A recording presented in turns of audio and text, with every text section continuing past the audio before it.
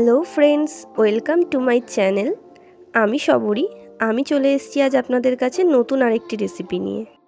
আমি আজ দেখাবো কি করে মাইক্রোওভেন ছাড়াই ঘরে স্পঞ্জি কেক বানানো যায়। তো চলুন আমরা স্টার্ট করি। কেক বানানোর জন্য যে যে উপকরণগুলো লাগছে চলুন সেগুলো আপনাদের দেখিয়ে দিই। আমি এখানে 2/3 কাপ চিনি নিয়ে নিয়েছি, 1 কাপ ময়দা, baking powder, baking soda, vanilla essence, কাজু কিশমিশ নিয়ে নিয়েছি, 1/4 কাপ রিফাইন্ড অয়েল, 1/2 কাপ মতন লিকুইড দুধ, 3টে ডিম আর 1 প্যাকেট গুঁড়ো দুধ নিয়ে নিয়েছি। এবার আমি চিনিটাকে একটা মিক্সার গ্রাইন্ডারে দিয়ে এটাকে পাউডার বানিয়ে নেব। এবার আমি কেকের ব্যাটারটা বানানো স্টার্ট করব। 3টে ডিমকে আমি আগে একটা বাটিতে ভেঙে নেব।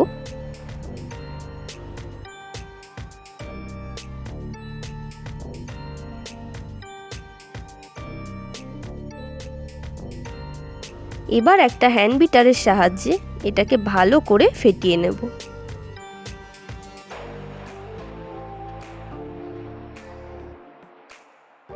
ডিমটা ফেটানো হয়ে গেলে এবার আমি এর মধ্যে চিনির পাউডারটা দিয়ে দেব।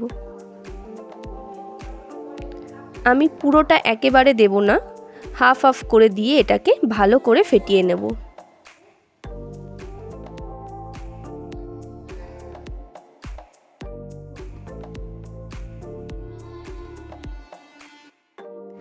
এবার বাকি চিনিটাও দিয়ে দেব এর মধ্যে, দিয়ে আবারও ফেটিয়ে নেব এটাকে।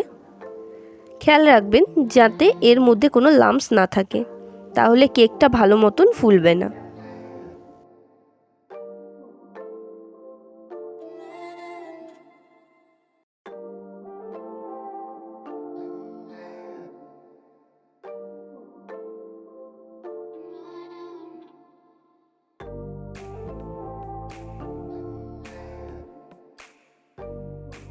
এবার আমি এর মধ্যে রিফাইন্ড অয়েলটা দিয়ে দেব।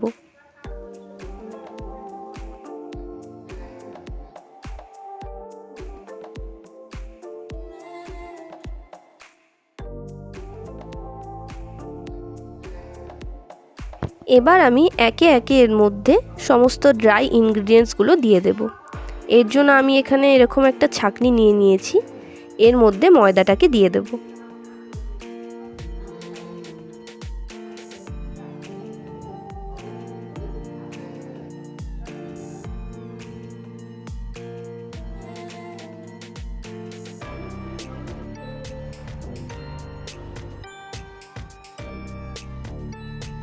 এবার আমি এর মধ্যে 1 টিস্পুন বেকিং পাউডার আর 1/2 টিস্পুন বেকিং সোডা দিয়ে দেব।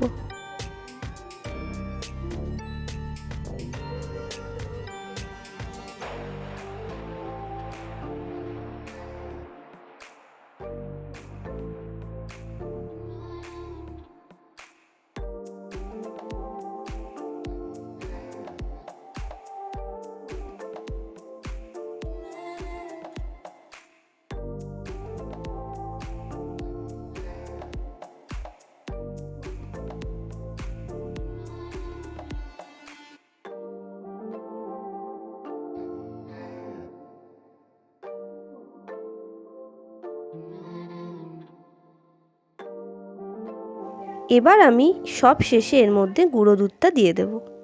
এখানে আমি 2 টেবিল স্পুন মতন গুঁড়ো দুধ দিয়ে দিয়েছি।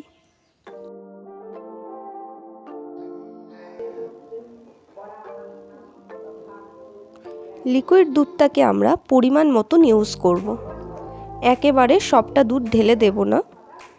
ব্যাটারের ঘনত্ব অনুসারে আমরা অল্প অল্প করে দুধ মিশিয়ে ব্যাটারটাকে পাতলা করে নেব।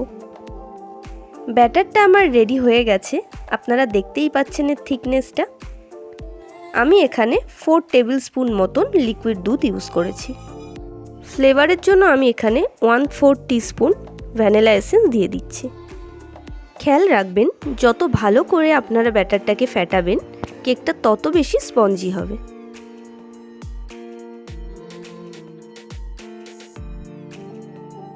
কেকটা বানানোর জন্য আমি এখানে একটা রাউন্ড শেপের বাটি নিয়ে নিয়েছি।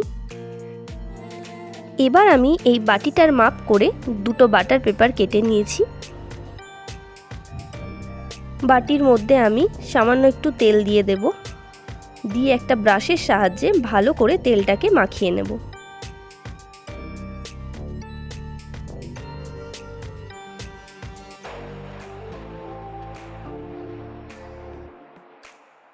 এবার এর মধ্যে বাটার পেপার দুটো দিয়ে দেব।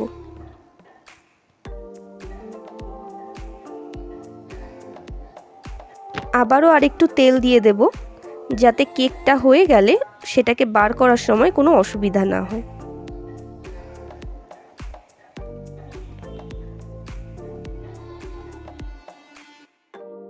এবার আমি এর মধ্যে কেকের ব্যাটারটাকে দিয়ে দেব। আপনারা দেখতেই পাচ্ছেন এর থিকনেসটা।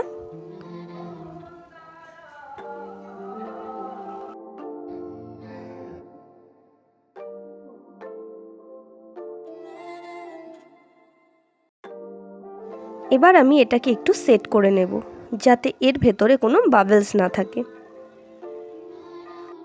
এর ওপর দিয়ে এবার আমি কাজু কিশমিশগুলো দিয়ে দেব।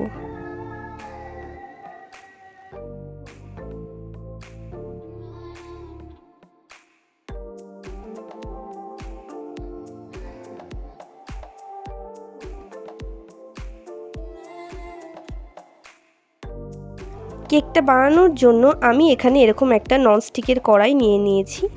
এবার আমি এটাকে ঢাকা দিয়ে 5 মিনিটের মতন হাই ফ্লেমে দিয়ে প্রিহিট করে নেব।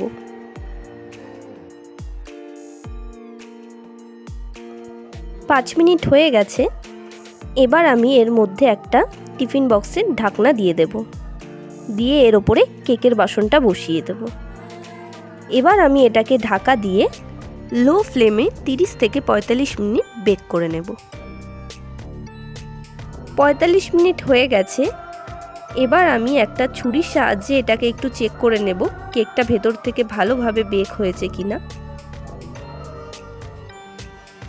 আপনারা দেখতেই পাচ্ছেন ছুরিতে হালকা হালকা একটু লেগে রয়েছে কেকের ব্যাটার, তো তাই আমি এটাকে আরও 10 মিনিটের মতন বেক হতে দেব।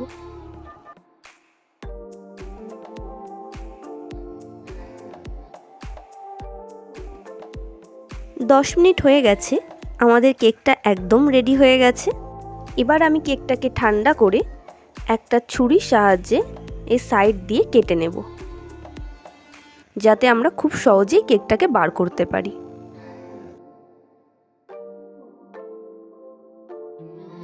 এবার আমি একটা প্লেটের মধ্যে কেকটাকে বার করে নেব।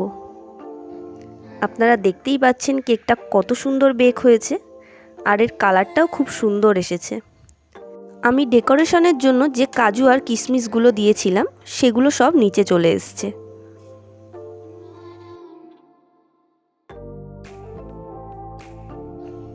আপনারা দেখতেই পাচ্ছেন কেকটার চারিপাশ দিয়ে খুব সুন্দরভাবে বেক হয়েছে। এবার আমি কেকটাকে কেটেও দেখিয়ে দেব আপনাদের।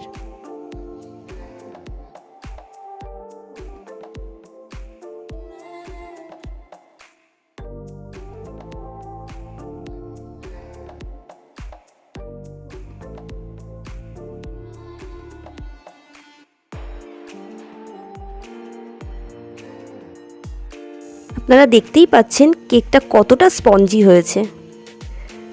তাহলে আর দেরি না করে আপনারাও বাড়িতে এরকম স্পঞ্জি কেক বানিয়ে ফেলুন।